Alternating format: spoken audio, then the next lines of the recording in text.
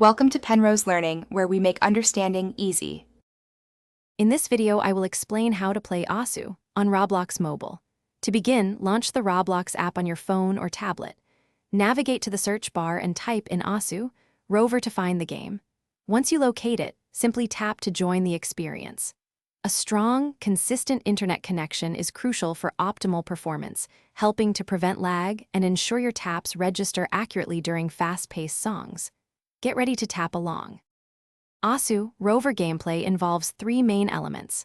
For hit circles, tap them exactly when the shrinking outer ring meets the circle's edge. Sliders require you to tap and hold, then drag your finger along the designated path until it concludes, sometimes reversing direction. Spinners demand quick, circular finger movements to fill the gauge before time runs out. Mastering these actions with precise timing is key to hitting those perfect scores and advancing through challenging beat maps. To enhance your Asu Rover experience on mobile, consider adjusting your device's touch sensitivity for improved responsiveness. Start with easier beat maps to develop your rhythm and hand-eye coordination before tackling harder songs. Many players find using 2 thumbs or fingers allows for quicker reactions on complex patterns.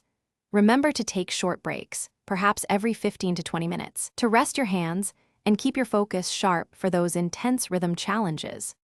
For advanced play, try exploring a wide variety of beat maps to challenge yourself with diverse rhythms and speeds. Instead of just reacting, try to anticipate upcoming notes to create a smoother, more fluid tapping motion. Observing replays from skilled players can offer valuable insights into efficient finger movements and strategies. Don't hesitate to connect with the Asu Rover community within Roblox. Sharing tips and experiences can greatly enhance your journey in this exciting rhythm game. Thanks for watching. If this was helpful, leave a like and consider subscribing. See you next time.